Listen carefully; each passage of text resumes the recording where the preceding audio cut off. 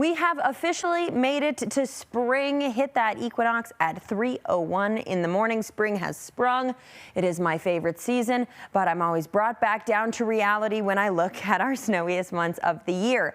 March and April are two snowiest months of the year. Now, so far, March has been quite dry, at least by the airport standards, which is where our record keeping takes place here in the Denver area. April, however, averages about 8.8 inches of snow. There's still some time to pick up some decent spring-like snowstorms, but for today, we're not talking about any of that. We are, however, keeping our eye on high fire danger. Red flag warnings and fire weather watches in place for parts of eastern Colorado. Our winds today could gust around 40 miles per hour in those regions. This afternoon, we'll start to see those wind speeds increase at times here in the Denver area. Breezy would be the word that we would use. Winds around 20 to 25 miles per hour. So not quite at that windy threshold, but we will still hang on to a touch of a breeze. As we move into eastern Colorado, that's where those winds are going to be much stronger. So, of course, keeping our eye on that fire danger.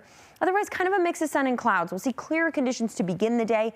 As we move into the mid to late afternoon, that cloud cover builds for us. Pops of sun at times, maybe filtered out there. High country preparing for a little bit of light snow. Both today and into tomorrow, we could see some snow chances in the high country before a better chance builds going into Saturday. Lower elevations, however, stay on the dry side and very normal for this time of year as far as temperatures and weather are concerned. But again, by Friday night into Saturday, tracking those changes up into the mountains. As far as temperatures are concerned today, high country getting into the 30s, maybe some low 40s. Along the I-25 corridor, 50s. As you head into southeastern Colorado, could see some low 60s. Again, this is pretty normal for us this time of year. We have a couple of weak low pressure systems moving off towards our north. What that will really do for us is just kind of increase that pressure gradient between the low and the high. You'll notice our lines get a little closer together. When we see that, that's when our wind speeds start to pick up. Because those pressures are a little closer, we'll see a little bit breezier conditions the next couple of days.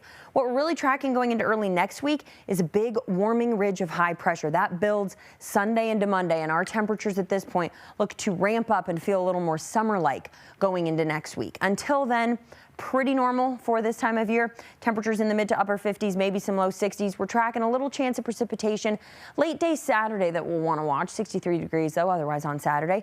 Keeping some breezy conditions at times through about Sunday, and here's that big warm up. By early next week, we're going from the mid 60s to the upper 60s, low 70s, possibly nearing that 80-degree mark. Of course, it's still a ways out, but it does certainly look like we will be well above average going into early next week. As we officially hit spring, we're looking ahead to some more summer-like weather by next week.